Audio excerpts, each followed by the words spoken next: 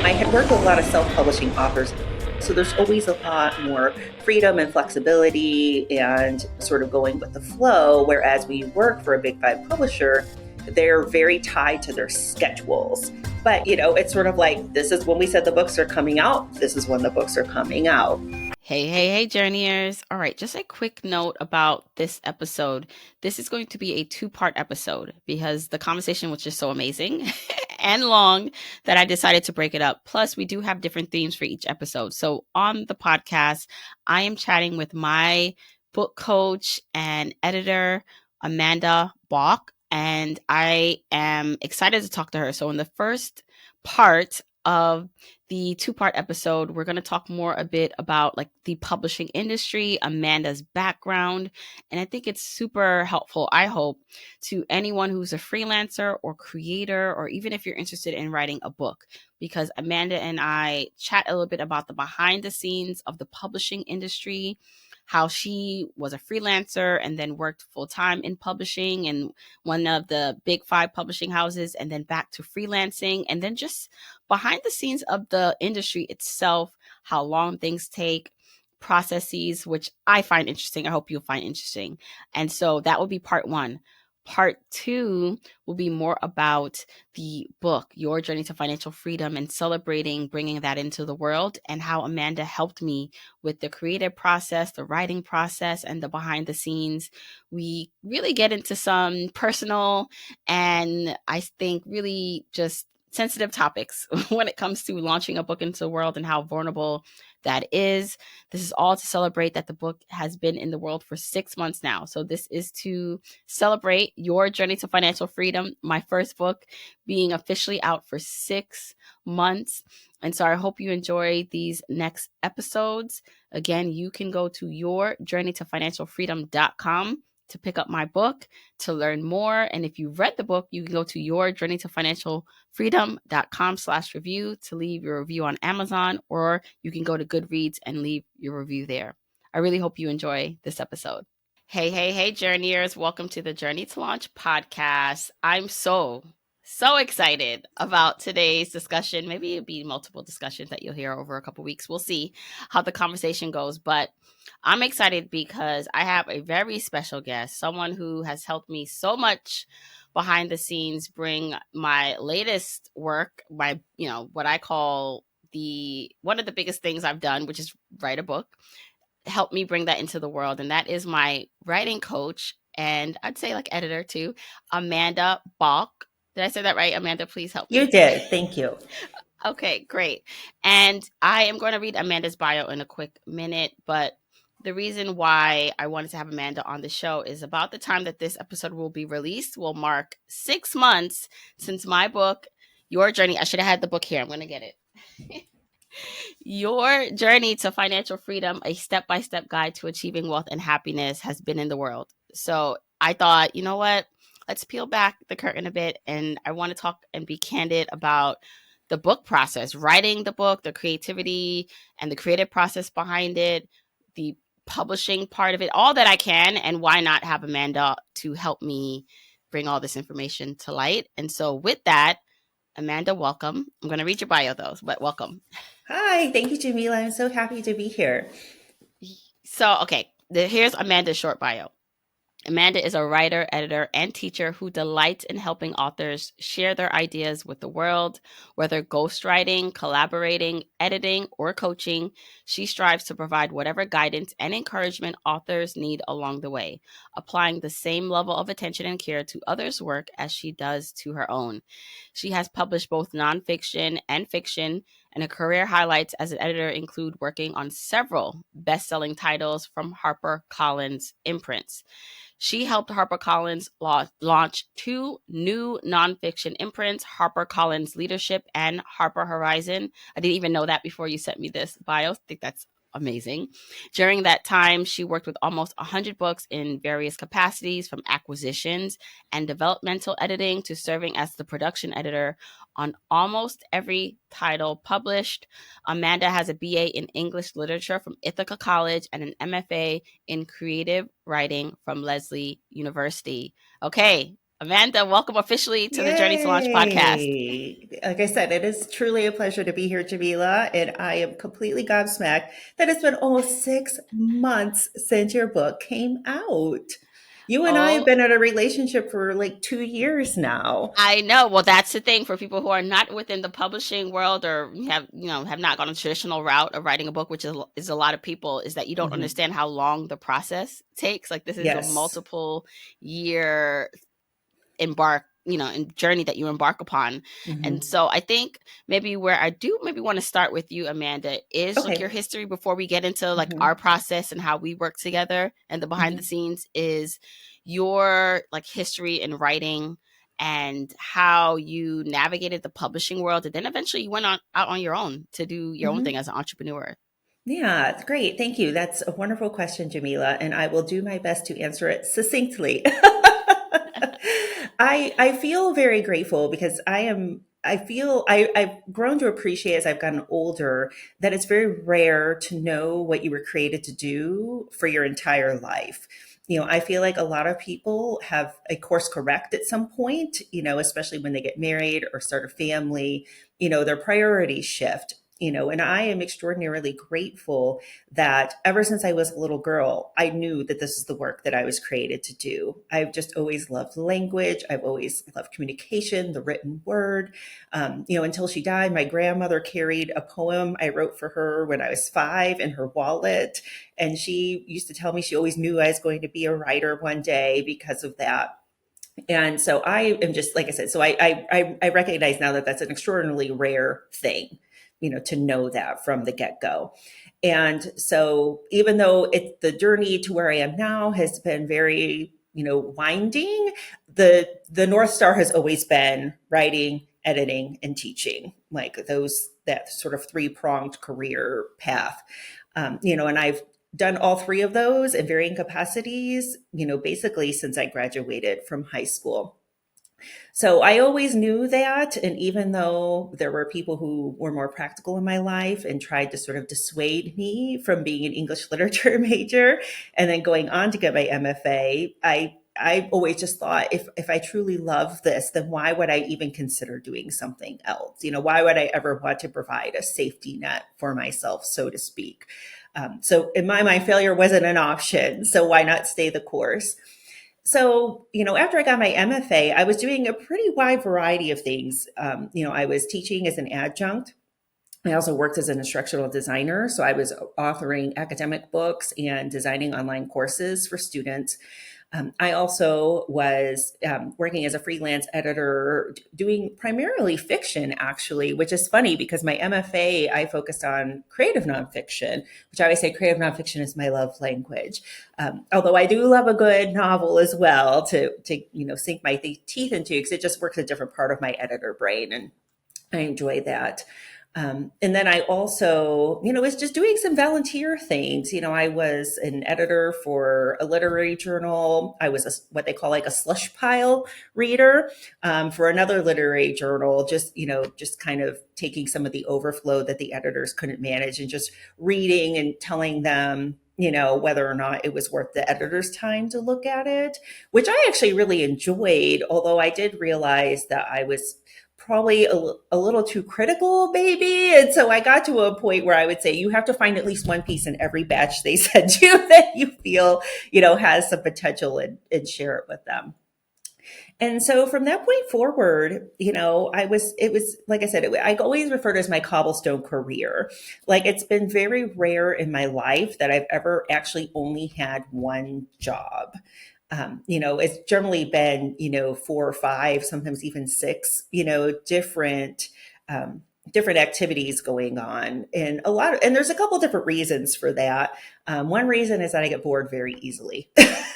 And so I just, part of that's from having ADHD, part of that is just from having a lot of varied interests and, liking the opportunities, to shift gears and dabble in lots of different things. But also, anyone who's been in the freelancing space, or has been a college adjunct will tell you it is very hard to have a livable income when you're doing that type of, gig work. And so typically, yes, most people who do the type of work I do are working, 5 or 6 different, gigs, so to speak, so that they can have an adequate, livable income. So, obviously when all this is going on too, I got married, I started a family, I'm moving across the country. One of the beautiful things of freelancing that has been such a joy to me is that my work just goes wherever I go. So I've never had like the stress and agony of having to leave a job and hunt for a new job when we relocated. Or even just having the children, it was wonderful to have the flexibility to dip in and out of freelancing as they were hitting different developmental milestones. Like I will tell you, when my son was born, he slept all the time. And I learned very early on not to tell people that, especially other new moms, because it would make them so furious. And so, I just learned to keep that under wraps. However, because he slept so much, I would get insanely bored. And so I finally said to my husband one day, what would you think about me maybe just kind of picking up a project here and there just to give me something to do with my brain? I feel like my brain is rotting. And he's like, yeah, that's fine. And so I have wonderful memories of wearing my son while I'm sitting at my laptop, working on manuscripts. And it was just wonderful just to be able to dip my toes back into the freelancing world, without, the stress and anxiety of having 5 or 6 different gigs going on, or the stress, and time consumption of like a full-time job. And so, so I was freelancing and we moved to Nashville, Tennessee, and for my husband's work. And so when we moved here, I actually didn't realize at the time that Nashville is a pretty big publishing hub. HarperCollins Christian Publishers is here, which is the biggest Christian publisher in the world. And they have, non-faith based imprints as well. And there were there's 2 or 3 other faith based publishers here as well. And so the plan had always been for me to go to work full time when the kids started school full time, because obviously that's the logical time. That's when a lot of women choose to re-enter the workforce full time, is when their children start school. And so, my children were in preschool, and I was just kind of poking around online trying to see what sorts of job opportunities were here in Nashville.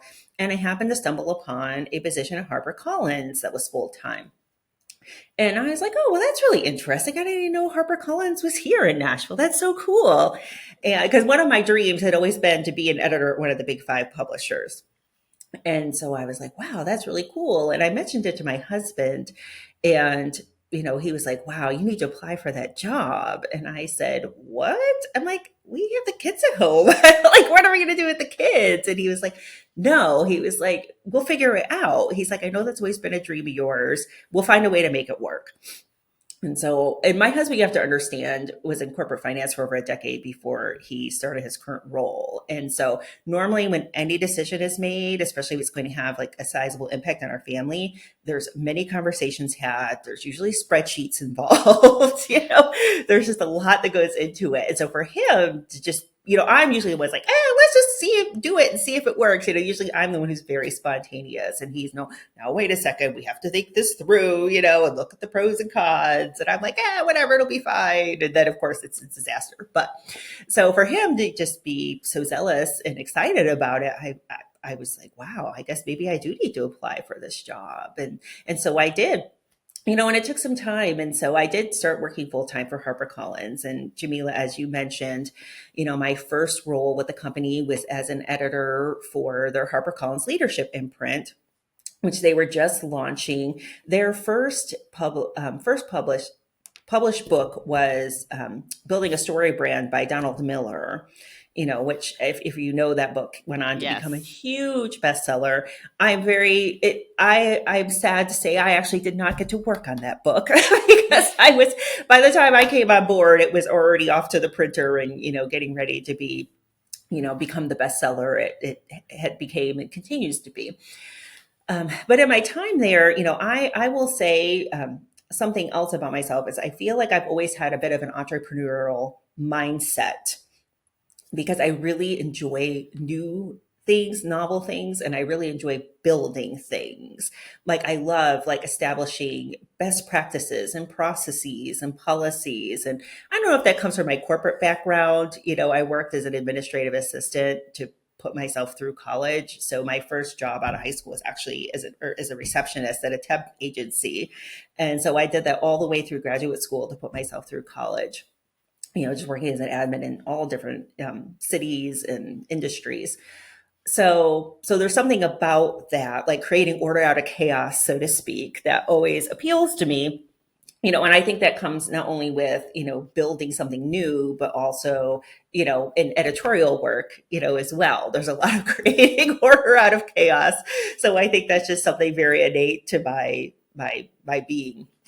Um, so yeah, and so I started there, and it was like drinking from a fire hydrant. I mean, because I had not worked for a traditional publisher, and I had worked with a lot of self-publishing authors, especially, so there's always a lot more freedom and flexibility, and sort of going with the flow. Whereas when you work for a big five publisher, they're very tied to their schedules, and obviously this is something we'll talk about in relation to your book as well.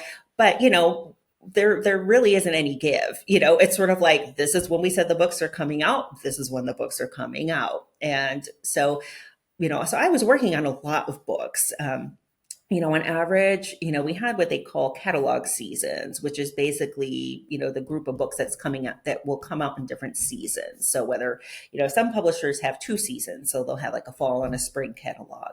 HarperCollins happened to have 3.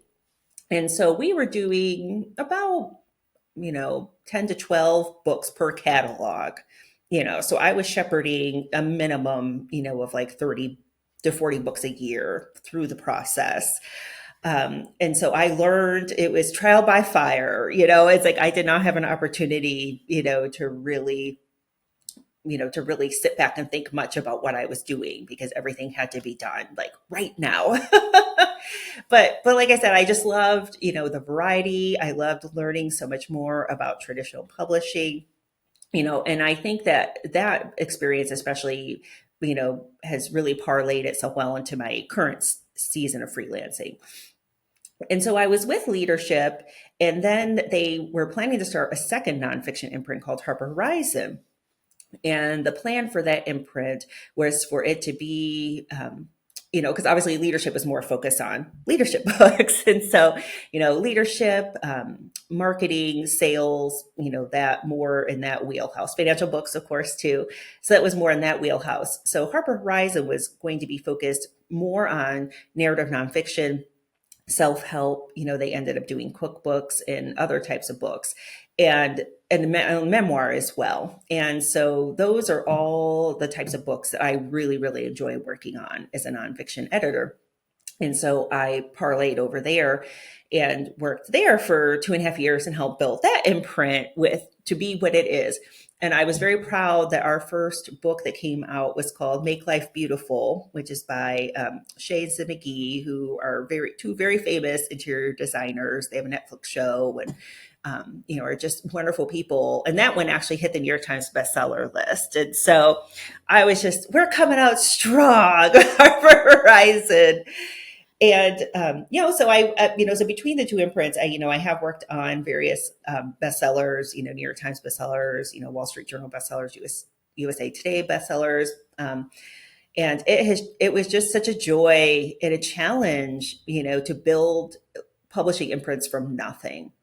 And something people who aren't in traditional publishing may not know is that it's actually highly unusual for new imprints to be launched, because a lot of the imprints tend to be very long-standing. And anyone who's in traditional publishing will tell you that traditional publishing generally does not like change. They don't like introducing new things or innovating. And so, to operate sort of as a startup within that larger, very behemoth corporate structure is actually a very unique opportunity. Yeah, I actually want to step in and just for people, because, I'm aware of some of this language because I'm Yes, in the yes. publishing world now as a writer, a published writer. But I do want for people who, there's so many people who are listening who have no idea. Can you just Mhm. give an overview of when you say big 5 publishers, like, Oh, they'll yes. hear these names and then what imprints Mhm. are, and then if you even Mhm. have numbers to describe like how many there are, I think would be Mhm. helpful for the audience to acclimate to like what you're actually talking about when you talk about launching an imprint Okay. at a publisher. All right. I will do my best to answer these questions. And, and it's funny with the big five because, something that has happened over the past decade, especially in publishing, is that a lot of smaller publishers are being acquired by bigger publishers. For example, like Macmillan, which was a pretty big academic publisher, especially was actually acquired by HarperCollins.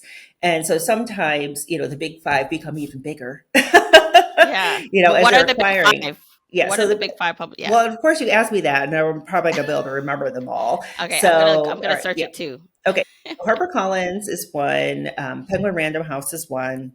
Simon and Schuster is one. Hachette is the fourth one. And of course, now I'm going to blank on the fifth one. Of Okay, you course, said Penguin, Hachette, yes, HarperCollins, yes, Simon and yes. Schuster, and Macmillan. Oh, Which, Macmillan. but Oh, maybe so maybe, this might be an old list, so yes, maybe it was yes. So acquired, so maybe it's it's not just the big big five anymore. four now. I Four, don't right? know. Yeah. Yes, that happens quite a bit in publishing. Yes, so those are what they call, the big five, and the reason why they're called the big five is because they, of course, publish, golly, I mean, it may be even as high as like 90%, of most of the books that are traditionally published. Don't quote me on that percentage. I don't know, but that would be my educated guess based on my knowledge of the industry. And as far as imprints go, so most of the, so you have HarperCollins, right? But it's very rare if you look on the spine of your book, you very rarely will see just a HarperCollins logo on the side. Usually it's one of what they call like the HarperCollins imprints.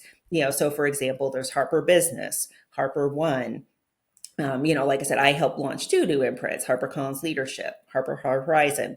So each of those imprints has their own unique logo that they publish under, but then they also usually have their own publisher that oversees their whole catalog, meaning all the books that they publish. And typically each imprint has a very unique identity and purpose under the larger umbrella of, the like for HarperCollins. So, for example, HarperCollins Leadership was publishing leadership books. Horizon was publishing more, books to help people enrich their lives, whether that was through learning a new skill or cooking a meal or, reading inspirational memoir. On the HarperCollins Christian publishing side of things, they had like a children's book imprint, Tommy Nelson, or and they had like an academic publishing imprint called Zondervan. So underneath these umbrellas, you sometimes there will be dozens and dozens of imprints. And so it's interesting sometimes because, I think a lot of times you look at a spine of a book and you look at the title, but you often don't really look at the logo. And so the logo will tell you what the imprint is. Okay, that was a very helpful Mm-hmm. overview Mm-hmm. of just like traditional publishing, the way Mm-hmm. it's currently set up. And I'm sure Mm-hmm. a lot is still, like you said, even though it's very antiquated and there's a lot of old ways, I do Mm-hmm. feel like they have been forced to kind of, Mm-hmm. catch up with even the new social media Mm-hmm. need for social media and book Mm-hmm. clubs and all that. But that's Mm-hmm. another conversation, more related to maybe marketing. But Yes. so talk just a little bit about then you now in this traditional publishing role, you've had a lot of roles, you've seen all these books come through, which by the way, being on the author side and being one of many books that my Mm-hmm. publisher was working on, I think it's fascinating, like how many things that, people within the traditional wheelhouse publishers like work on at once. Mm-hmm. And so while like for me this is my biggest like thing that I'm looking Mm-hmm. at, it's like one Mm-hmm. of many things that the people on the other Mm-hmm. side of the phone call or screen are working on.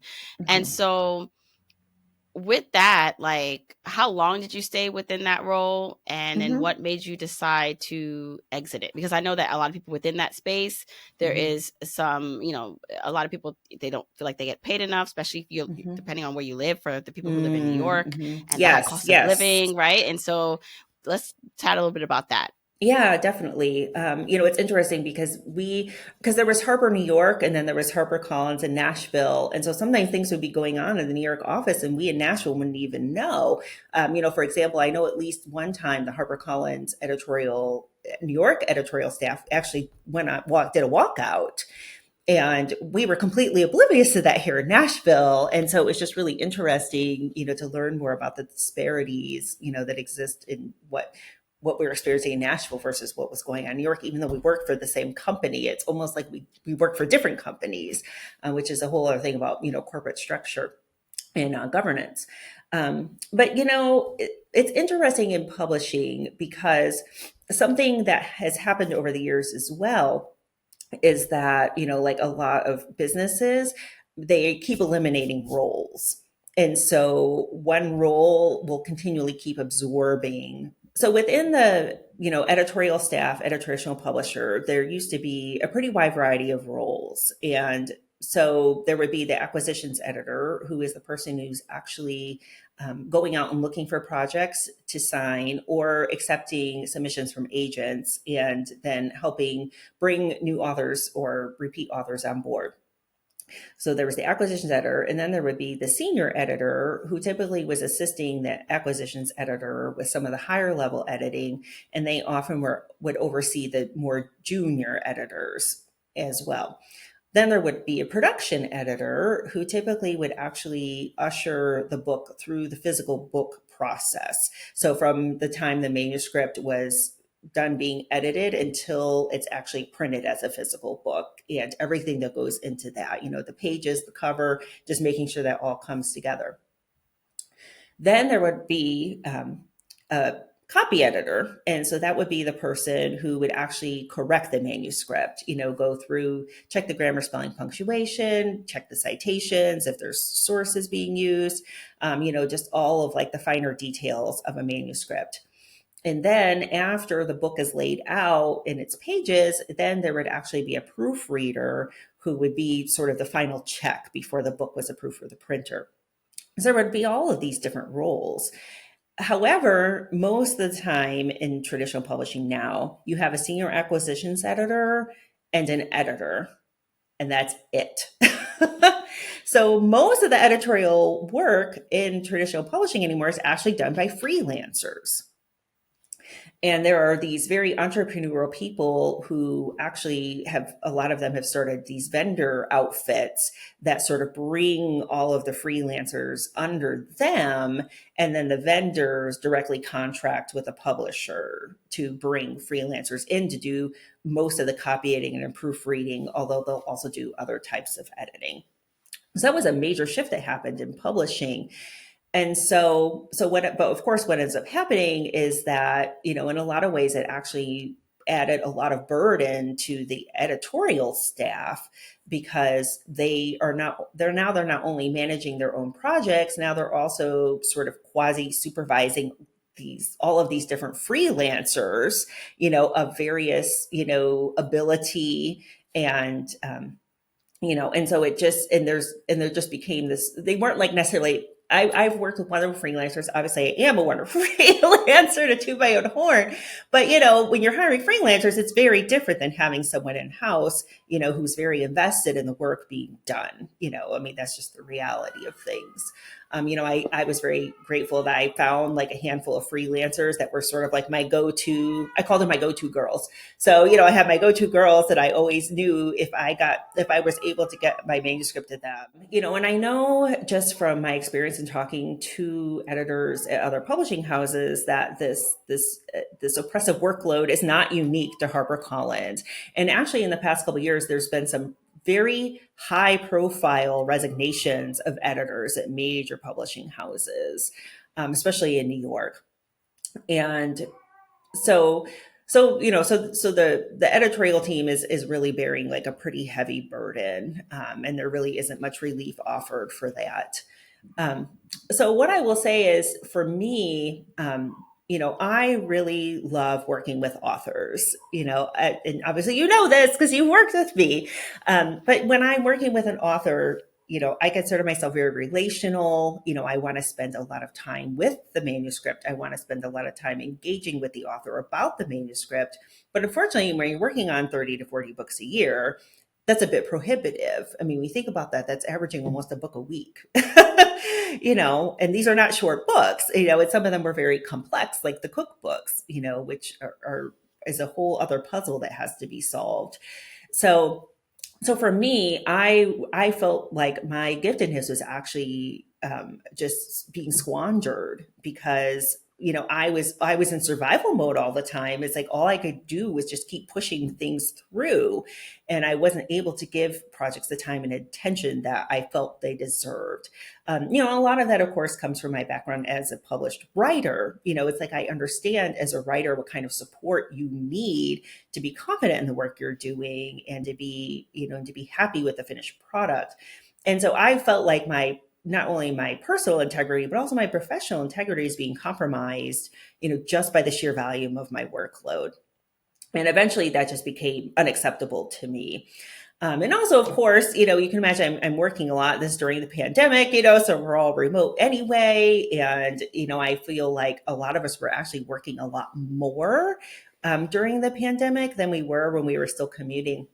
And so obviously it was not only, very hard for me professionally to maintain that pace, but also was having a lot of detrimental effects on my home life, because, my children were able to have access to me as much as they wanted or needed to. They're still pretty young, so they still have a great need, for parental involvement. And so there were just a lot of reasons for me, just to really start thinking about long term, is this really where I want to be, 2, 3, 5, even 10 years down the road? And one of my other challenges was the limitations of my career path. So by the time I left, I had been promoted to senior editor for Harbor Horizon. But if I wanted to actually progress and to, move up the corporate ladder, so to speak, my options were very limited. Basically I could go into acquisitions, which had zero interest in doing. Because that to me, that involves like contracts and the financial aspect, and that is just like the kiss of death to me. Like I have zero interest in that. So that was unappealing to me. Or I could, segue into an associate or assistant publisher or a publisher role, which would just be more of the same. And so that wasn't something, I wanted to do either. So when I really sat and thought about it, I was like, I really just want to work with authors on manuscripts. Why is that so hard? I work for a publisher. You would think that would be all that I would be doing all day, every day. But really a lot of my work was just project management, and just, going to meetings, making sure everyone had what they needed, making sure all the trains are running on the track. The amount of time I spent actually editing manuscripts was very minimal, compared to what you would, you hear, oh, you're an editor at HarperCollins. You must spend all your days editing these wonderful manuscripts. I'm like, no, actually, I spend very little time editing manuscripts. It's like I actually spend most of my time going to meetings and managing projects. It's like that's really what I spend most of my time doing.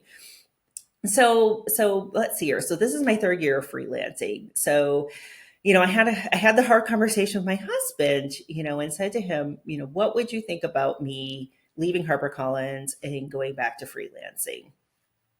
And now this is the time that the spreadsheets did come into play. Right.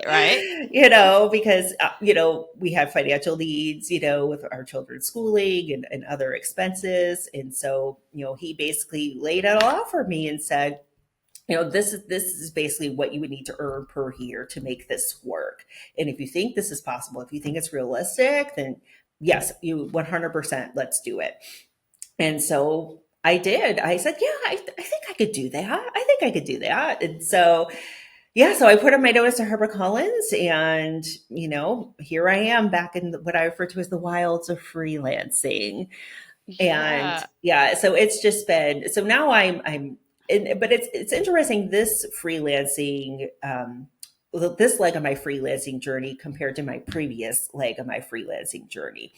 Now, when I was freelancing before, like I said, I was working through different vendors. I was it all felt much more haphazard, whereas now I'm running my freelance more like an actual business, and more like a brand, which I did not do before.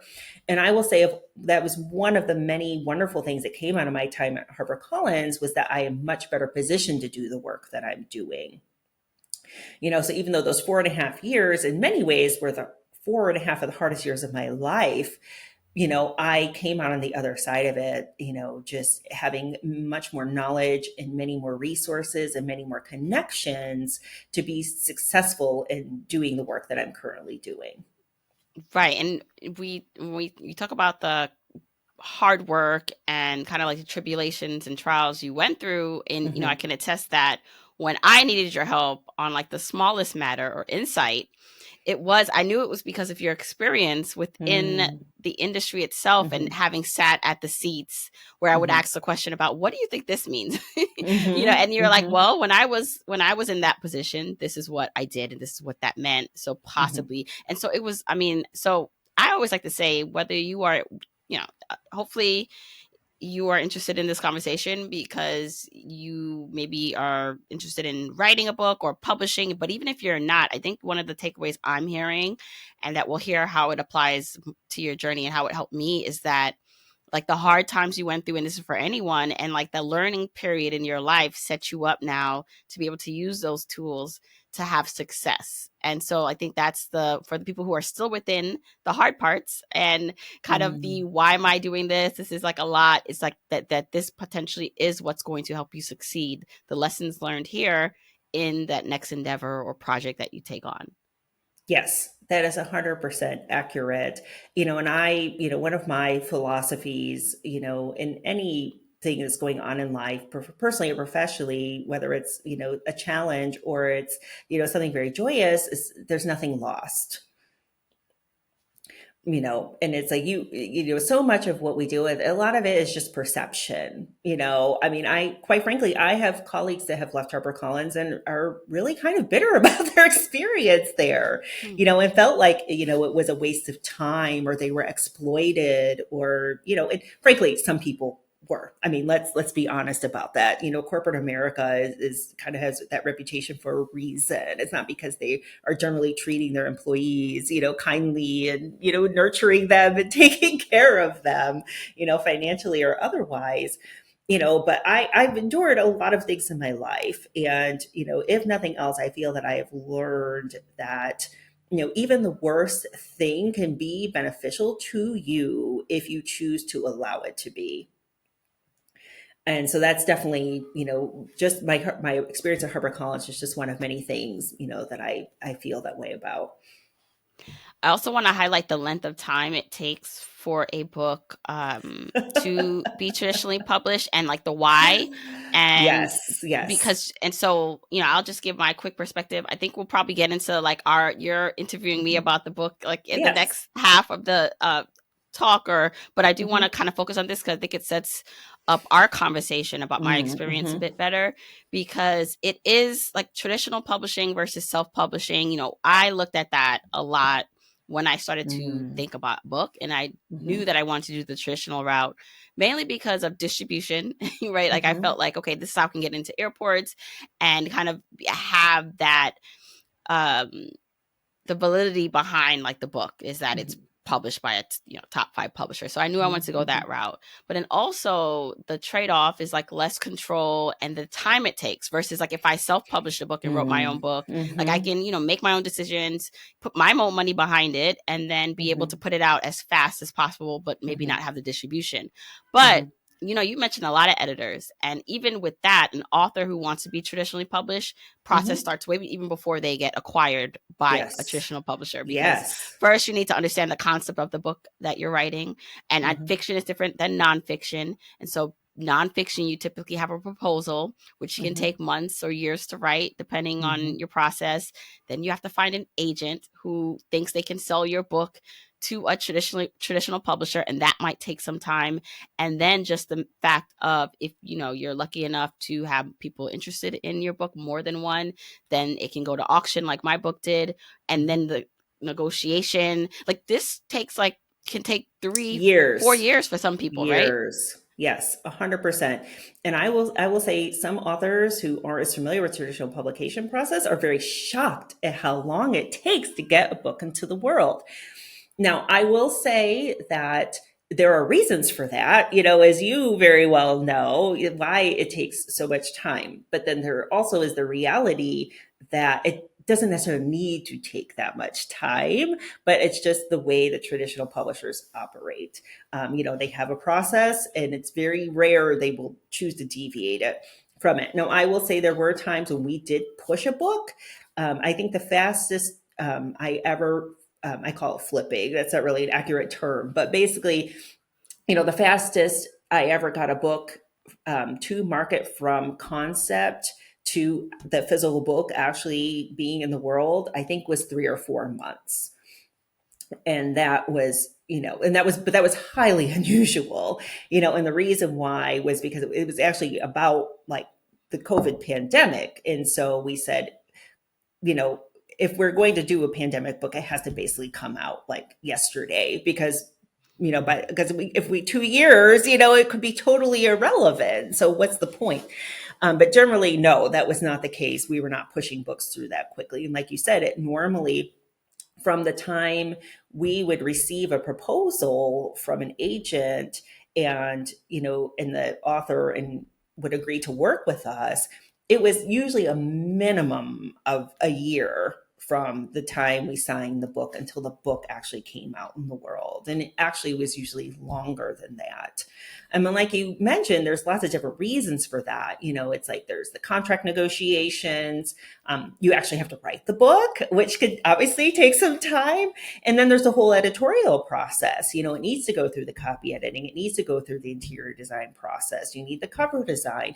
You have to have, get your marketing and publicity teams involved. And so everyone has to, get on board and start marching forward.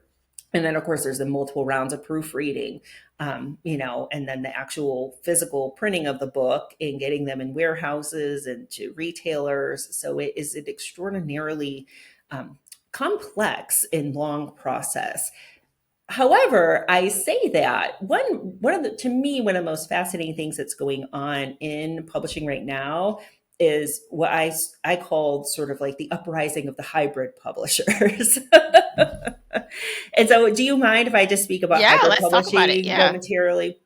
Because I think it's a new modality that especially authors are really taking advantage of and leveraging for their benefit. So it used to be there was traditional publishing and self-publishing, and those were really the two primary ways you could go. Thankfully, and I think rightly, self-publishing isn't necessarily as frowned upon as it used to be. Anymore, you can self-publish your work, and people aren't going to think you're less of an author, which it used to be the case. So there are a lot of authors who were traditionally published who actually are opting now to either self-publish their books or to work with a hybrid publisher. And so I'll just speak specifically to hybrid publishing. There are many good reasons for the authors to be doing that. One is that usually the time from ideation to market is much shorter. Like some hybrid publishers can get a book to market in a matter of months, which is really unheard of in traditional publishing. Like I said, it's very rare that they can accommodate that kind of timeline. Another reason is that the royalty structure is usually a lot more favorable for authors. Some hybrid publishers will give you a royalty rate of up to 85%, and sometimes even higher, depending on how they are structured. So that's another good reason authors go the hybrid route. Another reason is that they have a lot more creative control. And so, whether it's the content in the manuscript, the cover design, whatever that might be, they typically have a lot more creative control as well. Of course, some of the benefits that offset that are the fact that there's usually upfront costs involved.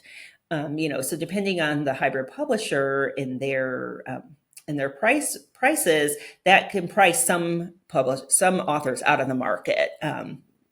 But some of the more savvy hybrid publishers anymore are now partnering with some of the big five publishers to do their distribution. And so even though you're working with a hybrid publisher, you might say, for example, have the benefits of distribution through Simon and Schuster and be able to leverage their sales team, and get your books into places like Barnes and Noble, and other retailers. And, so especially for authors who already have like a pretty sizable platform in their own sort of marketing and publicity machine, I think hybrid publishing can be a very valid option.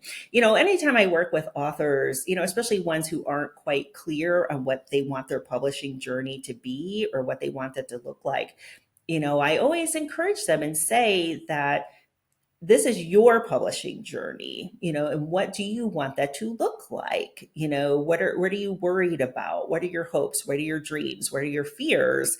Because answering all of those questions will help you identify, which publishing path makes the most sense for you. And the reality is that publishing path might not even be the same for every book an author publishes. I actually know authors that do some traditional publishing and some hybrid publishing and self-publishing. So sometimes you might actually have an author who's publishing all three ways concurrently because each project just necessitates its own approach. And so I think that's a really fascinating thing that's going on in publishing right now. And I, for my part, am really excited to see it because I am all about providing more opportunities for more authors, to get their books in the world and do the book, and to do the thing they love. And, anymore, it's very hard for a lot of authors to get a traditionally published book contract. And so to have these other options so they can have, a small taste of what that could be like, but then also not compromise, the quality of their end product, I just think it's such an asset to the industry. And obviously, at the end of the day, readers are the ones who benefit from all of these, changes and innovations in the industry. Right. And then I think the other thing probably to note is that the structure of, the advance, and Mm-hmm. how, like, for me at least, traditionally, that was like the one benefit, is knowing that I would get a very like nice advance. That was my goal, Mm-hmm. a significant advance. And so even understanding that, but also knowing now that the book is out, and so basically the publisher will sign you for an advance and give you an advance up front, but you don't get that advance all right away, right? Mm-hmm. And so one of the surprising things I learned about the publishing industry as I was in it was that, I accepted, my book went to auction late in the year. I'm blanking on, I think it was 2021. I should like look that up and verify, but it was Mm-hmm. very late in the year, but it went to auction and I had 11 publishers bid on the book, and selected the one that I felt was the best in terms of like the vision, and I felt they were aligned with what I wanted because they initially reached out to me before I even had a proposal.